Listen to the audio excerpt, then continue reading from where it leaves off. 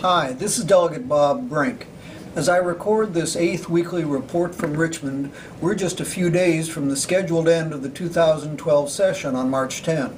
But the House and Senate are still a long way from finishing work on a budget for the next 2 years, and so it's increasingly likely that we're going to go into overtime.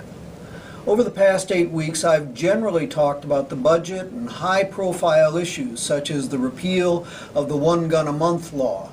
As important and time-consuming as these matters are, they only account for part of our work product down here in Richmond. Every session, the House and Senate consider hundreds of bills that would make slight alterations in the state's regulation of professions and businesses, resolve conflicts in the law, or clarify ambiguities in the Code of Virginia. Let me tell you about one of these minor housekeeping bills that I carried this session.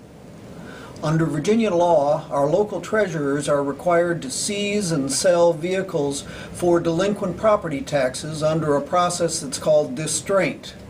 Now, in addition to the treasurer's responsibility in that area, the Department of Motor Vehicles is required to maintain what's called chain of title to cars, trucks, and motorcycles, so that who owns a vehicle is clear from the moment it enters Virginia as it passes through various hands to the point where it either leaves the state or goes to the junkyard. DMV was concerned that the process some treasurers were using to sell vehicles for delinquent taxes broke that chain of title. So last fall and winter I brought together the treasurers and DMV for a series of meetings to resolve the issue. What emerged was a bill, House Bill 919, that I carried through the House Committee, the House floor, and the Senate Committee and floor. It received final action this week when it passed the Senate, and now it's on the way to the governor for his signature. Now, you're never going to see a newspaper headline about House Bill 919 or many of the other housekeeping bills that we consider every session. But carrying legislation like this is part of our responsibility to ensure that state government operates as efficiently as possible. There is an additional, more ceremonial kind of legislation that we pass every year. These are the commending resolutions that recognize local groups or individuals for their community achievements, and the memorial resolutions that honor members of the community who have passed away.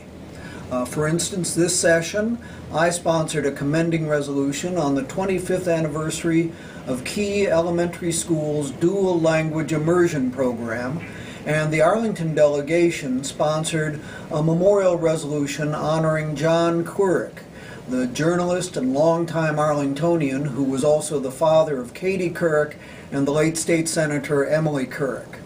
So that's a little idea of what we do in Richmond in addition to the hot-button, high-profile issues. We still have one big issue, the budget, to resolve before our work is done this session. I'll keep you informed of our progress in the coming weeks. Please feel free to visit my website at bobbrink.org, send me an email at delegatebrink@gmail.com, like me on Facebook, or follow me on Twitter @delbrink. I look forward to speaking with you again.